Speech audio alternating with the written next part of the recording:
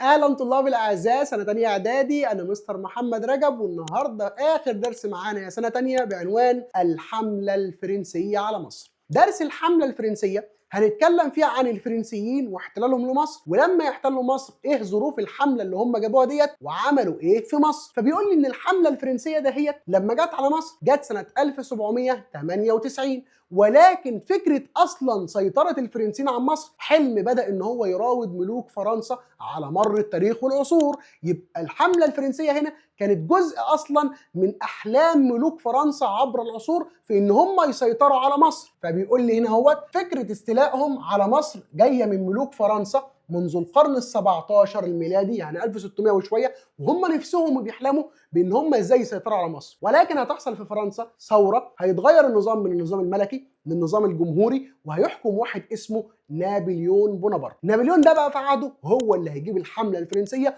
ويسيطر بيها على مصر سنه 1798. طب السؤال هنا هو ازاي الفرنسيين هيسيطروا على مصر؟ ازاي هيعرفوا ان هم يستولوا على مصر؟ هي مش مصر فيها الدوله العثمانيه، هي مش مصر فيها المماليك. قال لي ايوه، بس هنا بقى ان مصر في عهد الدوله العثمانيه بتعاني من ايه؟ بتعاني من ضعف الدوله نفسها. الدوله العثمانيه جيشها بقى ضعيف خالص، في نفس الوقت الصراعات بين المماليك المستمره، مراد بيك وابراهيم بيك اللي هم مسكوا بعد محمد ابو الدهب بقى في ما بينهم صراعات، بقى في ما بينهم حروب وضرب، وما فيش اتحاد ما بينهم. يبقى ضعف الدوله العثمانيه، الصراعات المستمره بين المماليك، تدهور الانتاج الزراعي والصناعي، لا بنصنع اسلحه ولا بنطور من نفسنا، والاكل والشرب على القد. فدي كلها ظروف هتساعد الفرنسيين في ان هم يسيطروا على مصر. يبقى في عوامل هتساهم وهتساعد الفرنسيين في ان هم يسيطروا على مصر. العوامل الداخليه ديت ضعف الدولة العثمانية، الصراع المستمر بين المماليك، العوامل دي برضه تدهور الإنتاج الزراعي والصناعي في مصر. طب الفرنسيين هيجوا يحتلوا مصر هيقولوا ايه للعالم؟ ايه الاسباب يا مستر؟ قال لي والله في اسباب معلنه ودي مش حقيقيه، وفي اسباب غير معلنه وهي ديت الحقيقيه، وهي ديت اللي هتجيب الحمله الفرنسيه على مصر. طيب الاسباب المعلنه اللي هي مش حقيقيه اللي قالوها للناس، قالوا لهم ايه؟ قالوا لهم احنا رايحين نحتل مصر عشان خاطر ان احنا نأمن مصالحنا التجاريه، التجاره بتاعتنا متدهوره والتجار بتوعنا مش في امان، فاحنا رايحين نسيطر على مصر عشان كده والله مش اكتر. يبقى هم جايين يسيطروا على مصر، اعلنوا للعالم قالوا ايه؟ قالوا تأمين مصالحهم التجاريه وحمايه الرعايا والتجار الفرنسيين في مصر. قالوا ان الصراعات اللي ما بين المماليك دهيت عملت مشاكل كبيره واضطرابات كتيره في البلد، فالرعايا بتوعي الفرنسيين بتوعي اللي موجودين هناك مش امنين، والتجار كمان بيتسرقوا والتجاره بتاعتهم مش امنه، فانا هروح احتل مصر عشان خاطر أأمن مصالحي التجاريه هناك، وكمان احمي الفرنسيين اللي هم الرعايا الفرنسيين والتجار الفرنسيين في مصر.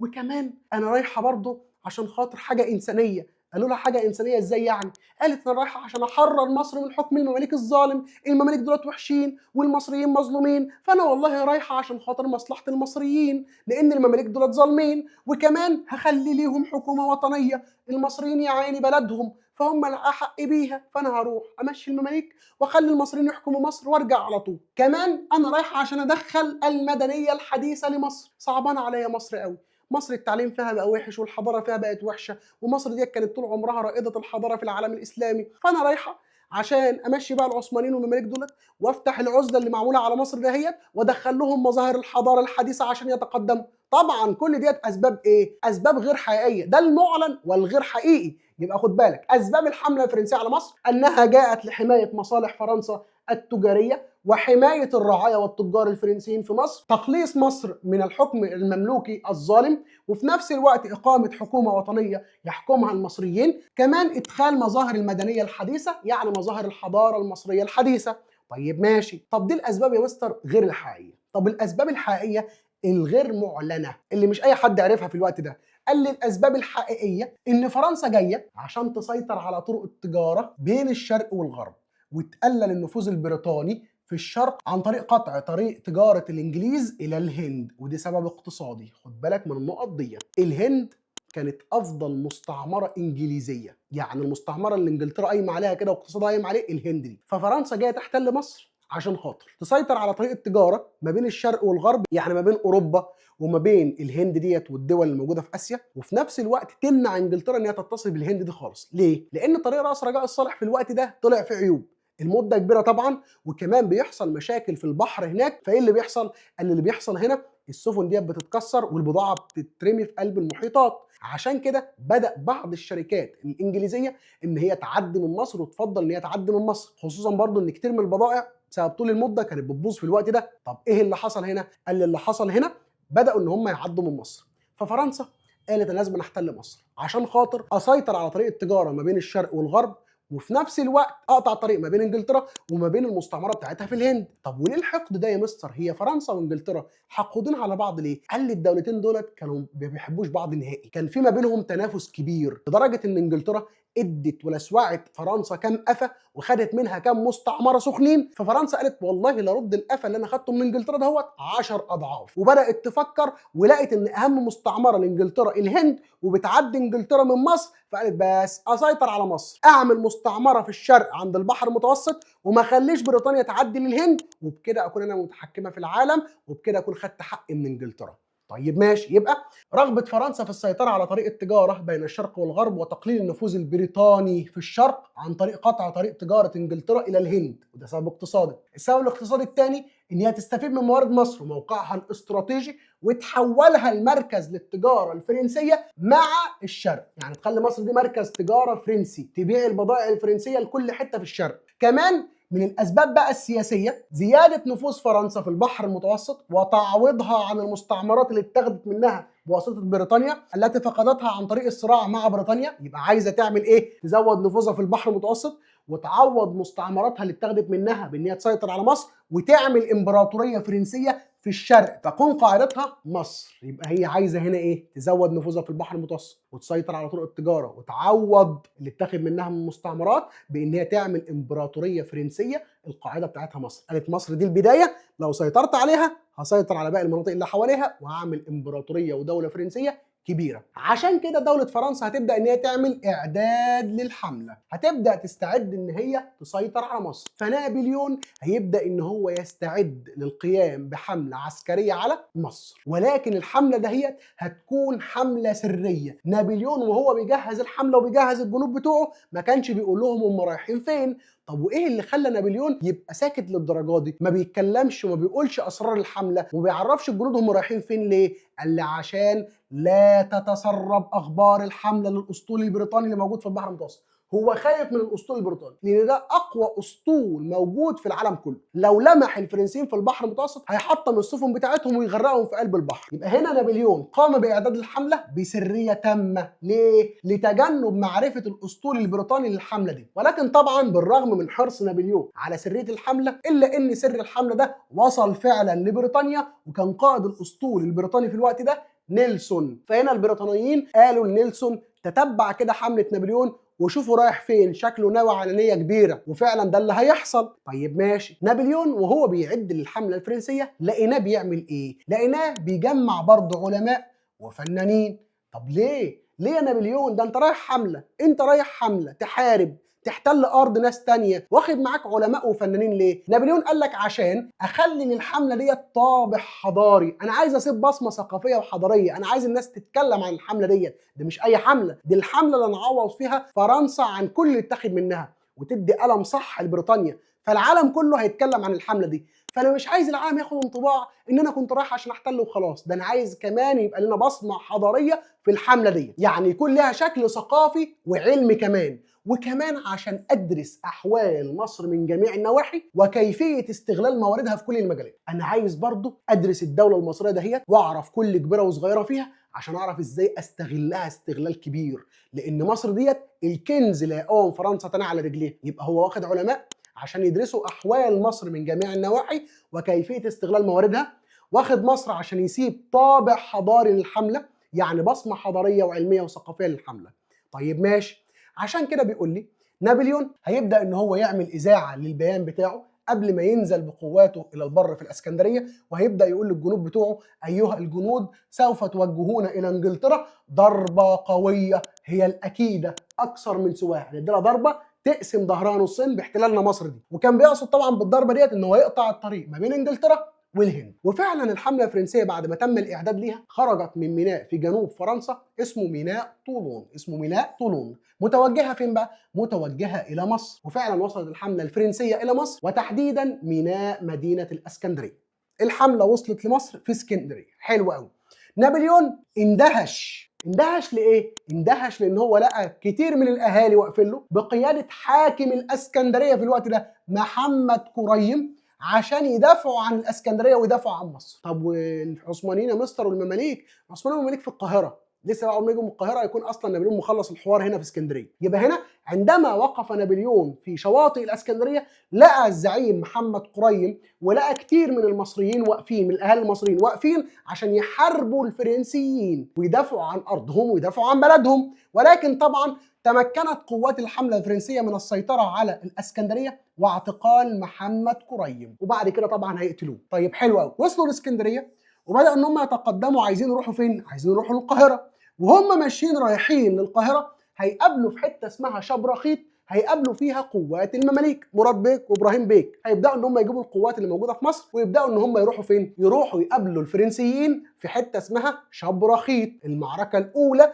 ما بين الفرنسيين وما بين المماليك. احنا قلنا طبعا قبل كده ان احنا عندي جدول كده هو بعرف منه مين اللي يكسب مين على طول. عندي قلنا الانجليز، الفرنسيين، العثمانيين، والمماليك بالترتيب ده كده. اي حد فوق يكسب اي حد تحت، اي حد فوق يكسب اي حد تحت. فانا كده بعرف ايه؟ بعرف نتائج المعركه من قبل ما نشوف. فبيقول لي مثلا المعركه الاولى ما بين المماليك وما بين الفرنسيين هتكون في شبرخيت، النهارده قريبه من محافظه البحيره. طبعا كان في لخبطه هنا ما بين اسم المعركتين، فهنا طبعا هنا شبرخيت وهنا امبابه. طبعا تعالوا كده نشوف المعركه الاولى معانا وهي معركه شبرخيت، المعركه ما بين الفرنسيين والمماليك. اول مواجهه ما بينهم قال لي بالقرب من شبرخيت في البحيره، المماليك بقياده مراد بيك والفرنسيين بقياده نابليون. النتيجه قلنا النتيجه بنعرفها من هنا اهو، الفرنسيين يغلبوا المماليك. ففعلا انتصار الفرنسيين وهزيمه المماليك واضطرار المماليك للتقهقر، للرجوع جنوبا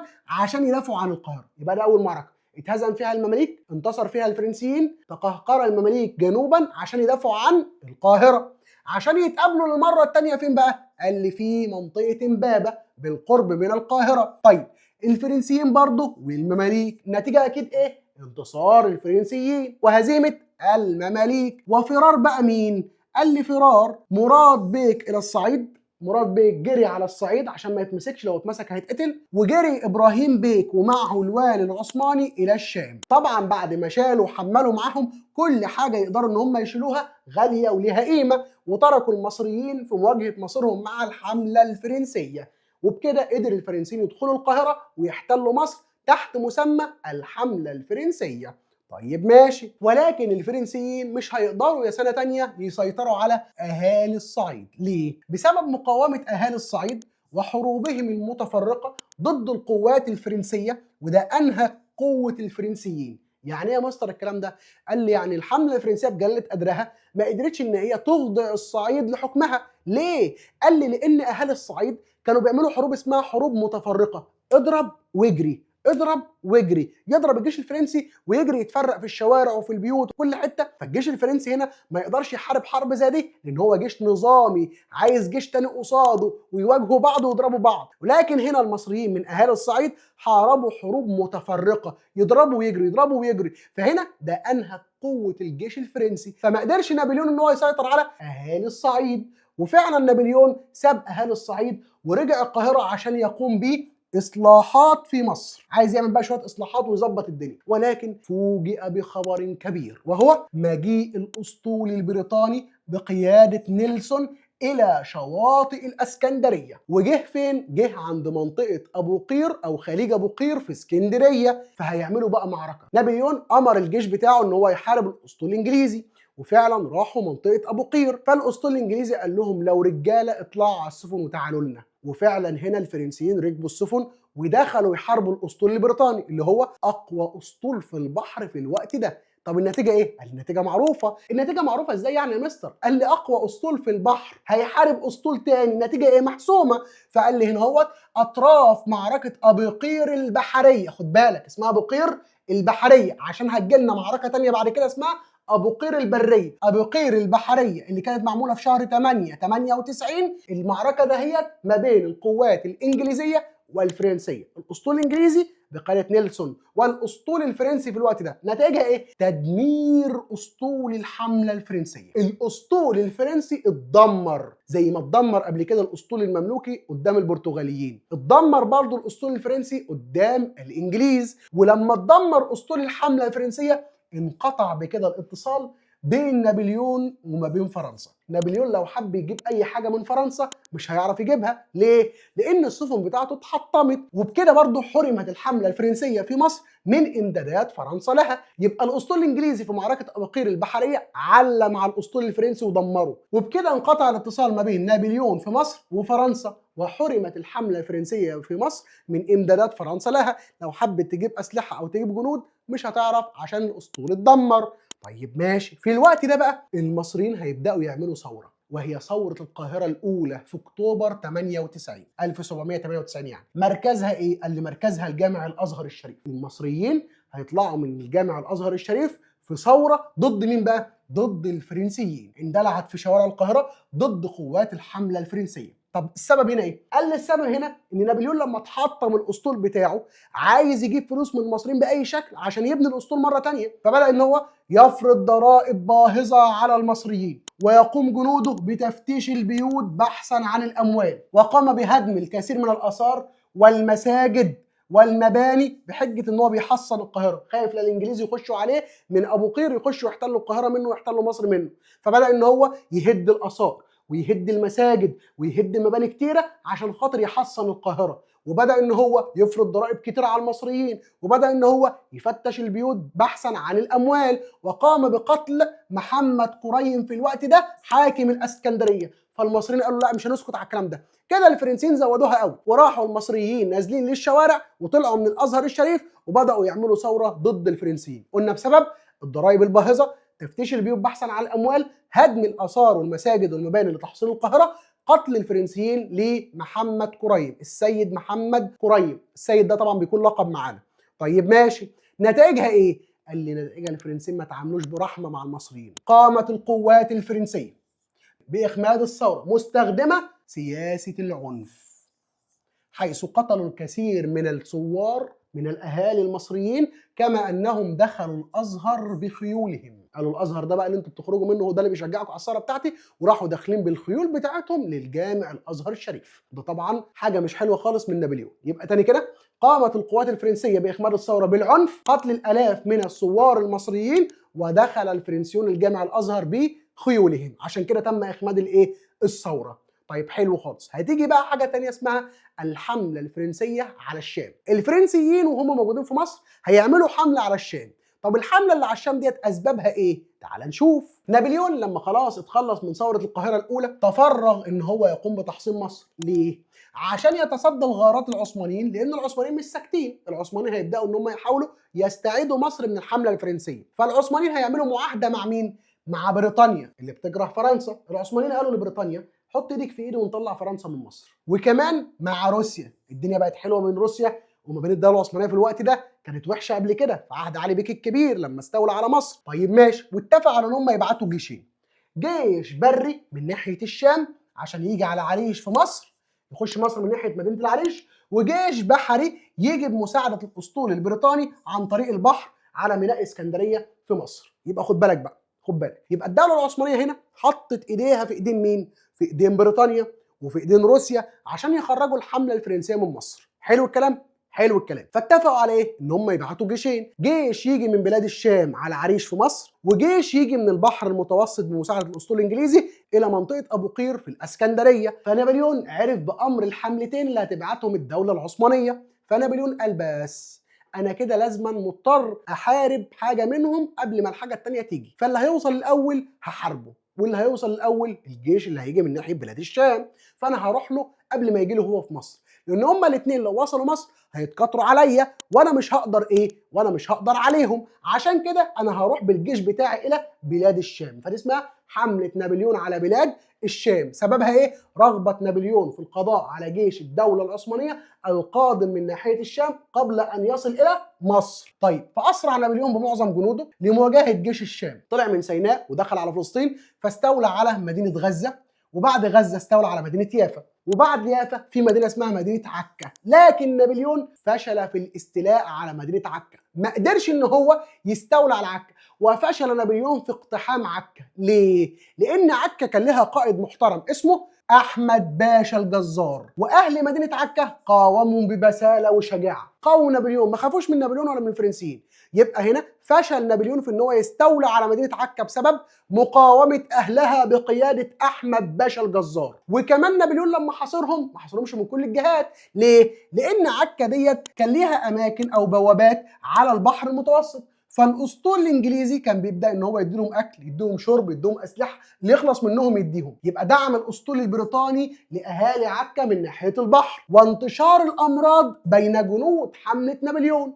الجنود بتوع نابليون بداوا ان هم يموتوا بسبب الطاعون، بسبب الحمى، بسبب شده الحر، فبداوا ان هم يقعوا منه. عشان كده نابليون قال لا، ده انا هرجع، ده الحمله دي جايه عليا بخساره. وفعلا فشلت حمله نابليون على الشام، لان هو فشل في اقتحام عكا لمقاومه اهلها بقياده احمد باشا الجزار، مساعده الاسطول الانجليزي لاهالي عكا من ناحيه البحر، وانتشار الامراض بين جنود نابليون. فنتيجه الحمله قلنا فشلت لعدم دخولها مدينه عكا، واضطر نابليون الى العوده الى مصر. لما رجع نابليون لمصر جاله خبر مجيء الحمله اللي ارسلتها الدوله العثمانيه عن طريق البحر. الاسطول العثماني فعلا وصل عند منطقه ابو قير، ودي تاني مره تيجي معانا ابو قير ديت. فتوجه نابليون بقواته الى الاسكندريه لمواجهه الجيش العثماني اللي جاله من ناحيه منطقه ابو قير في اسكندريه من ناحيه البحر. فهنا نابليون قال لهم انزلوا لي على الارض. قالوا له لو انت راجل اطلع لنا في السفن. قال لهم ما عنديش، اتدمرت في المعركه بتاعت ابو قير البحريه، فانتوا انزلوا لي على الارض عشان احاربكم.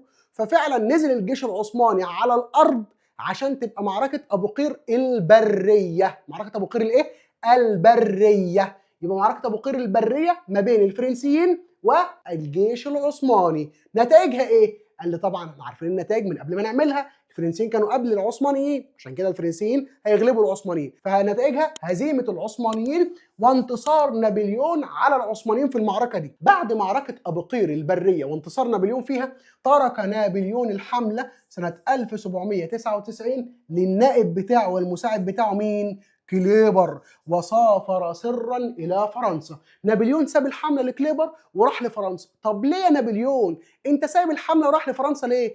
قال عشان خاطر جالي جواب بيقول لي ان الاوضاع في فرنسا اتدهورت، وان الدول الاوروبيه بدات تتحالف ضد فرنسا وعامله جيش عشان تحارب فرنسا، فانا لازم اروح لفرنسا لان انا رئيس فرنسا. نابليون ده كان رئيس فرنسا في الوقت ده. يبقى نابليون هيسيب الحمله لنائبه كليبر ويسافر لفرنسا. ليه؟ بسبب تدهور الاوضاع في فرنسا وتحالف دول اوروبا ضد فرنسا. فكليبر بقى قائد الحمله الفرنسيه في مصر. كليبر بقى قائد الحمله الفرنسيه فين؟ في مصر. كليبر قال ان الحمله ديت استحاله تنجح، كان متشائم جدا. قال الحمله دهيت استحاله تنجح في مواجهه الاخطار اللي بتهدد القوات الفرنسيه في مصر.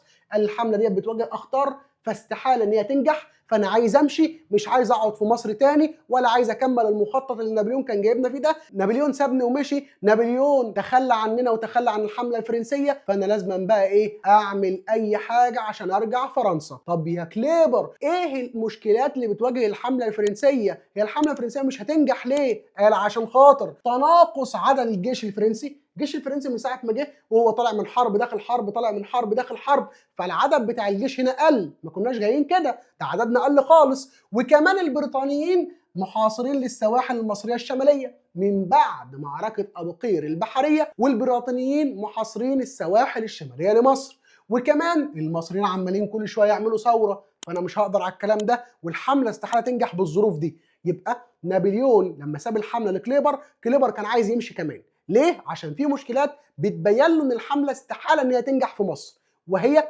اول حاجه تناقص عدد الجيش الفرنسي، تاني حاجه حصار البريطانيين للسواحل المصريه الشماليه، تالت حاجه ثورات المصريين ضد الفرنسيين.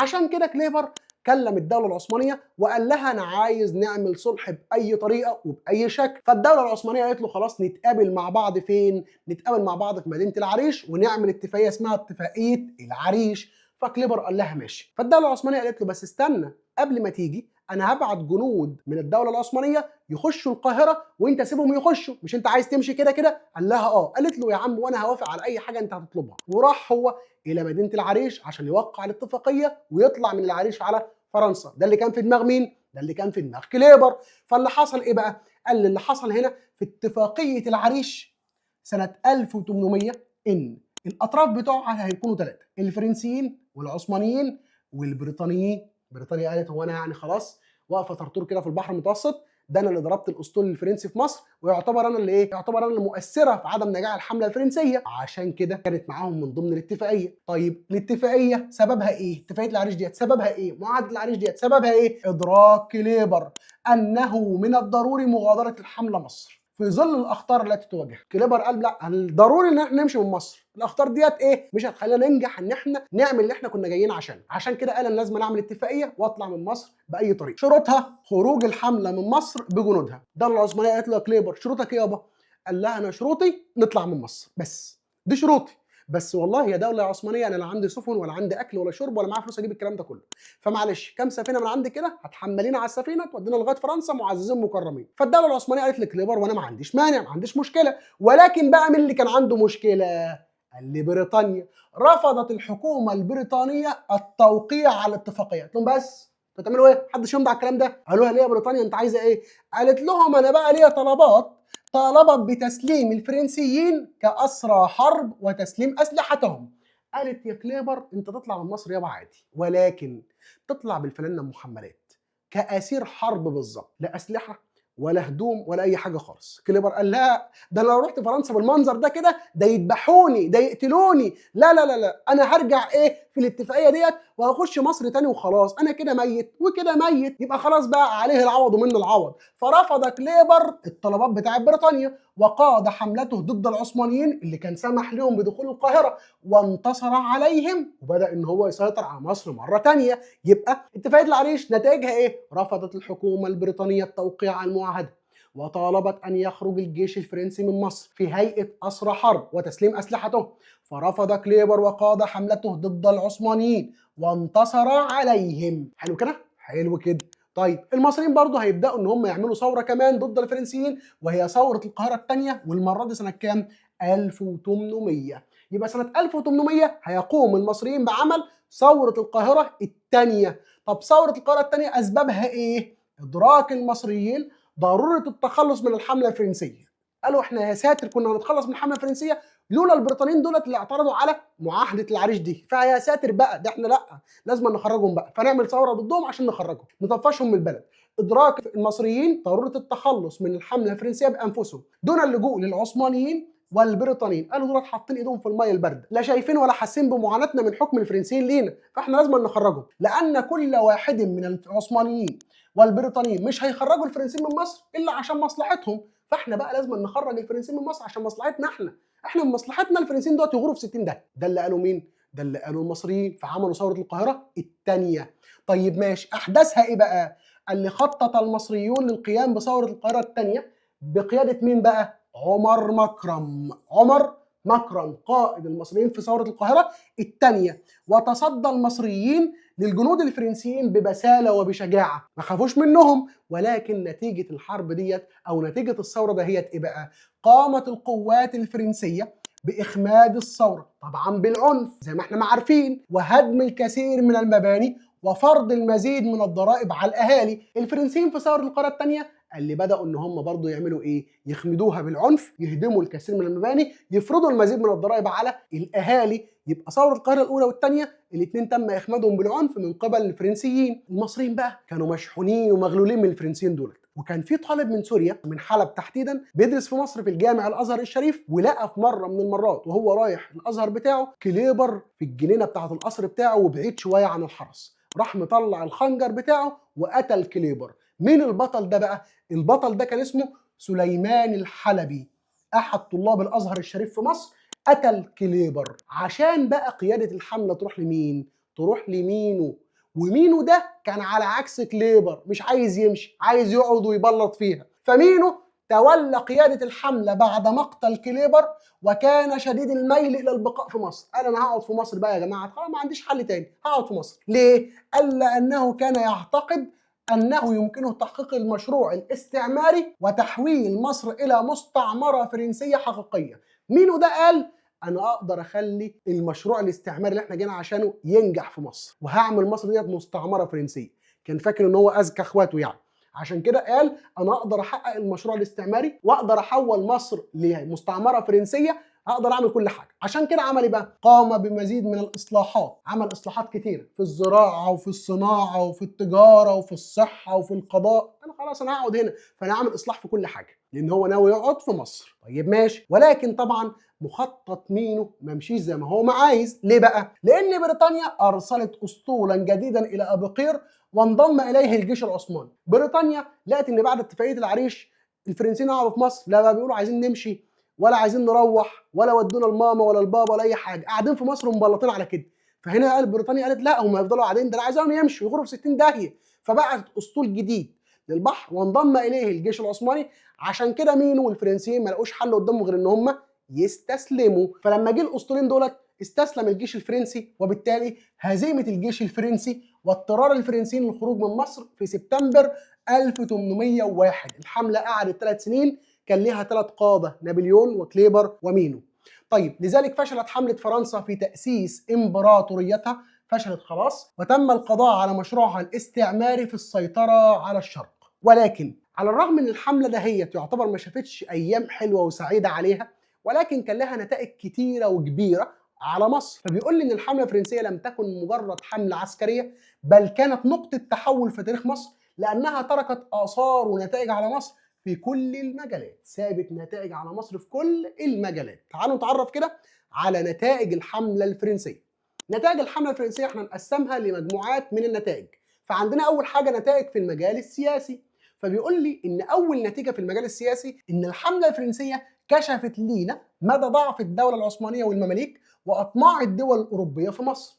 يبقى الحمله الفرنسيه ده هي بينت لنا حاجتين كده مهمين. اول حاجه ان المماليك دول ضعاف، وان العثمانيين برضه ضعاف قدام الفرنسيين والانجليز، وكمان اظهرت لينا مدى طمع الدول الاوروبيه في مصر. ان الدول الاوروبيه سواء بقى فرنسيين سواء انجليز طمعانين في مصر، مش طمعانين في حاجه ثانيه غير كده. طيب ماشي، كمان وجهت الحمله دهيت انظار الدول الاوروبيه عامه وبريطانيا خاصه لاهميه موقع مصر الجغرافي والاستراتيجي. نبهت ولفتت انظار العالم لان مصر دهيت دوله موقعها حلو، موقعها كويس، موقعها ممتاز، خاصه بريطانيا. الدول الاوروبيه كده بقوا واخدين بالهم من موقع مصر، خاصه مين بقى؟ بريطانيا، اللي هتفضل حاطه عينيها على مصر لغايه ما تحتلها سنه 1882، يعني بعد حوالي 80 سنه من خروج الحمله الفرنسيه. يبقى خد بالك بقى، الحمله الفرنسيه هنا نبهت العالم كله خاصه بريطانيا الى اهميه موقع مصر الجغرافي والاستراتيجي. كمان ساهمت الحمله الفرنسيه في إيقاظ الوعي الوطني لدى المصريين للدفاع عن وطنهم. المصريين شعورهم الوطني وحبهم لبلدهم كبر وزاد في خلال الحملة الفرنسية اللي كانت موجودة في مصر. ليه؟ عشان يدافعوا عن بلدهم ويحرروها، فكانوا بيفدوا بلدهم بأرواحهم. وده دليل على أن الحملة دهيت نمت الوعي الوطني عندنا، نمت الروح الوطنية وحب البلد جوانا. طيب ماشي، كمان الحملة دهيت غيرت نظام الحكم والإدارة. فعمل نابليون على استرضاء المصريين. نابليون عمل على ان هو يسترضي المصريين ويخلي المصريين يرضوا عنه. فعمل لهم ايه؟ عمل لهم حاجه اسمها الدواوين، زي الديوان العام وديوان القاهره ودواوين الاقاليم، وخلى المصريين يشاركوا في الدواوين دي اللي بتضم الاعيان والعلماء من المصريين. نابليون حب المصريين يرضوا عنه، عايز يراضيهم وعايزهم في نفس الوقت يحبوه. فيعمل ايه؟ راح عامل حاجه اسمها الدواوين. عمل ديوان القاهره وعمل الديوان العام وعمل دواوين الاقاليم، وجاب العلماء والاعيان بتاع المصريين وخلاهم يقعدوا ويجتمعوا في الدواوين دهية. كل ده ليه؟ عشان يرضي المصريين ويبين لهم قد ايه ان هو حريص ان هم يشاركوا في نظام الحكم ويشاركوا في حكم مصر في عهد الدوله الفرنسيه. طبعا الكلام ده كان كله مجرد حاجات صوريه، لان نابليون ما كانش بينفذ الا اللي في دماغه واللي يحقق مصلحه فرنسا وبس. يبقى هنا غير نظام الحكم، فعمل على استرضاء المصريين من خلال اشراكهم في السلطه، من خلال تكوين الدواوين، ديوان القاهرة والديوان العام ودواوين الأقاليم. وضم فيها مين؟ الأعيان والعلماء، ولكن سلطة هذه الدواوين كانت مقيدة ومربوطة بالمصالح الفرنسية مش المصالح المصرية. لكن كان لها ميزة ايه بقى يا سنة تانية؟ ان هي نبهتنا ان احنا ممكن بعد كده نشارك في الحكم، نبهتنا لفكرة ان المصريين ممكن ان هم يشاركوا في الحكم، ممكن ان هم يبقى ليهم دور في الحكم، فكان له اثر في تنميه الوعي السياسي لدى المصريين. عشان كده المصريين بعدها على طول هيبداوا ان هم اللي يختاروا الحاكم اللي يحكم مصر اللي هو محمد علي. تمام كده؟ يبقى دي نتائج الحمله في المجال السياسي. طب نتائج الحمله في الناحيه القضائيه، في القضاء قال لي اجرى نابليون تغييرا في نظام القضاء. نظام القضاء كان في الحكم العثماني قاضي تركي، هنا نابليون قال لا ما يبقاش قاضي تركي، ده لازم يكون مصري. جعل العلماء المصريين يتولون القضاء بطريقة الانتخاب فيما بينهم بدلا من القضاة الأتراك. قال احنا عندنا قضاة مصريين على أعلى مستوى، ليه نجيب قضاة أتراك؟ فقال ان القضاة المصريين هم اللي يتولوا رئاسة القضاء المصري، ورئاسة القضاء مش هختار انا رئيس القضاء، القضاة المصريين ما بينهم وما بين بعض هم اللي يختاروا مين اللي يبقى رئيس القضاء المصري. تمام كده؟ يبقى عن طريق الانتخاب. يبقى جعل العلماء المصريين يتولون القضاء بطريقة الانتخاب فيما بينهم بدلا من القضاة الاتراك. مينو بقى عمل تعديل هو كمان لما جه يحكم، فعمل ايه في القضاء؟ جعل هناك محكمة لكل طائفة من الطوائف الموجودة في مصر في ذلك الوقت. قال اي طائفه في مصر انا اعمل لها محكمه، مش تبقى محكمه مثلا واحده، المسلمين لهم محاكم، المسيحيين لهم محاكم، اليهود لهم محاكم، مش عارف مين لهم محاكم، يبقى عمل محكمه لكل طائفه فين؟ في مصر. يبقى نابليون خلى القضاه المصريين هم اللي يتولوا القضاء. مينو عمل محكمه لكل طائفه موجوده في مصر. طيب ماشي. طب في المجال الاقتصادي، احنا طبعا عارفين المجال الاقتصادي عندنا 3 حاجات: زراعه، صناعه، تجاره. ففي الزراعه اهتم الفرنسيون بمشاريع الري، عكس العثمانيين لما كانوا موجودين في مصر. اهتم الفرنسيون بمشاريع الري وتنويع المحاصيل الزراعيه، بداوا ان هم يزرعوا محاصيل كتيره جدا، ما يعتمدوش على محصول القمح وخلاص ولا محصول القطن وخلاص، لا نوعوا المحاصيل اللي بتتزرع، وكمان ادخلوا محاصيل جديده ما كانتش بتتزرع في مصر زي البن وقصب السكر. يبقى الفرنسيين عملوا ايه؟ قال لي الفرنسيين اهتموا بالزراعه. طب اهتموا بالزراعه عملوا ايه يعني؟ قال لي اهتموا بالزراعه فقاموا بالاهتمام بمشاريع الري، الترع والجسور والقناطر وغيرها، وتنويع المحاصيل الزراعيه، وادخلوا محاصيل جديده زي البن وقصب السكر. طيب في الصناعه، قال لي برضه الفرنسيين اهتموا بالصناعه، فاهتم الفرنسيون بالصناعه من خلال انشاء مصانع للنسيج والدباغه وحروف الطباعه. عملوا مصانع للنسيج، نسيج الهدوم او الاقمشه او السجاد او غيره، وعملوا مصانع للدباغه اللي هي الصناعات الجلديه زي الشنط الجلد والجزم الجلد والكلام من ده، وصناعه حروف الطباعه اللي احنا بنقول عليها النهارده الكيبورد. بس الكيبورد بتاعت زمان بقى الحروف دي كانت لازم كل حرف يتصنع بشكل معين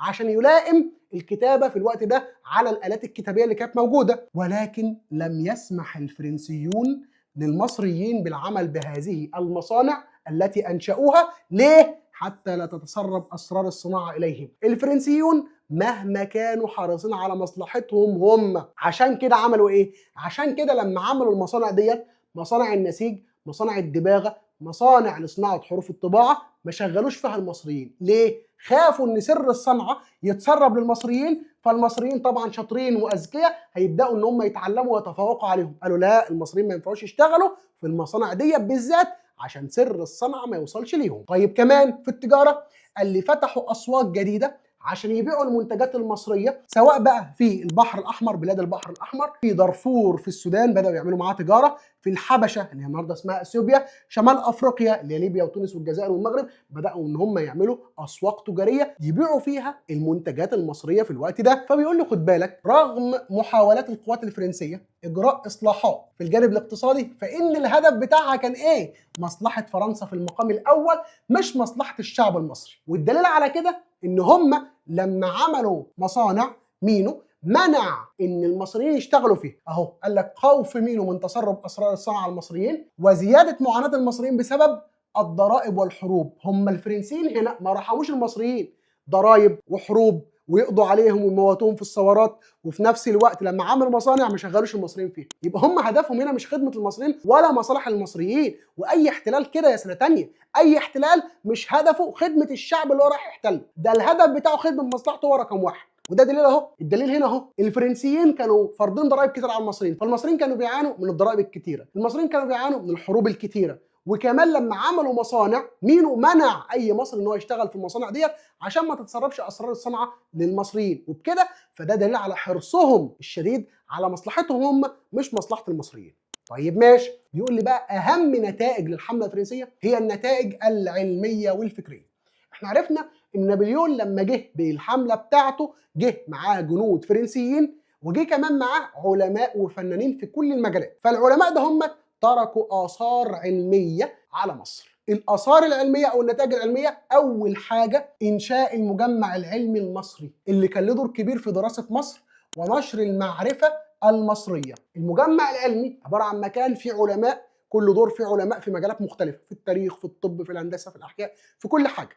هدفهم إيه؟ هدفهم إن هم يدرسوا الحياة في مصر من كل النواحي وينشروا المعرفة اللي هم بيوصلوا لها، نتائج الأبحاث اللي هم بيعملوها ينشروها ما بين المصريين، يبقى نشر المعرفة. يبقى المجمع العلمي كان له دور في دراسة مصر ونشر المعرفة. وكمان علماء الحملة دولت عملوا لنا موسوعة، كتاب من كذا جزء، كتاب كبير اسمه وصف مصر، وده من أهم إنجازات الحملة الفرنسية في مصر، وبيتكون قلنا من عدد من المجلدات، أجزاء كبيرة وكتب كبيرة كتبها علماء الحملة الفرنسية بتتضمن وصف مصر في مختلف المجالات، عشان كده سموه كتاب وصف مصر. يبقى من ضمن الإنجازات بتاعة الحملة الفرنسية إن هم وضعوا موسوعة تصف مصر في كل حاجة. وصف مصر هو من أهم الكتب اللي تركها علماء الحملة الفرنسية، لأن علماء الحملة الفرنسية درسوا مصر من كل المجالات ووصفوا مصر في كتاب وصف مصر. فده من اهم الحاجات اللي هم سابوها لنا. يبقى اول نتيجه علميه المجمع العلمي اللي اهتم بدراسه مصر ونشر المعرفه. النتيجه الثانيه كتاب وصف مصر اللي بيتكون من عدد كبير من المجلدات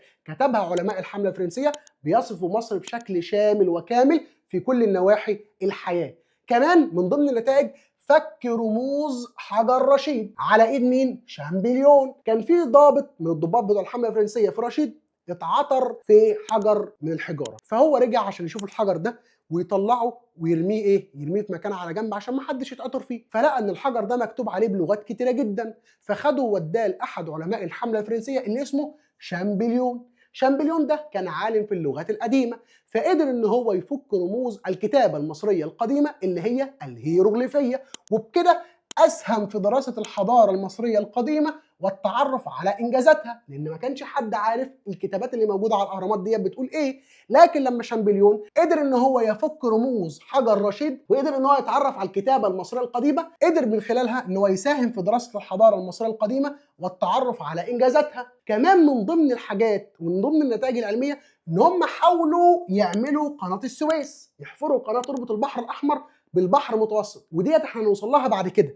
ففكر العلماء فعلا في ربط البحرين الاحمر المتوسط بقناه مائيه، ولكن المشروع ما تمش. ليه؟ لان هم غلطوا في الحسابات ولقوا ان الحسابات بتقول ان البحر المتوسط حجمه وميته زياده عن البحر الاحمر، وبكده البحر المتوسط هيغرق البحر الاحمر وهتبقى مصيبه ومشكله كبيره. ولكن طبعا في الحقيقه ان مستوى البحر الاحمر ومستوى البحر المتوسط هيكون زي بعض، عشان كده لما يجي عهد اسماعيل هنحفر قناه السويس ومش هيحصل حاجه، لان ده كان غلط في حساباتهم هم. ولكن الفكره كانت كويسه في ان احنا ممكن نعمل فعلا قناه ما بين البحر الاحمر والبحر المتوسط، فدي من النتائج اللي احنا هنستفيد منها بعد كده. وبكده يا حبايبي خلصنا المنهج بتاعنا على خير الحمد لله. ما ننساش نعمل اشتراك في القناه ولايك للفيديو، وسلام.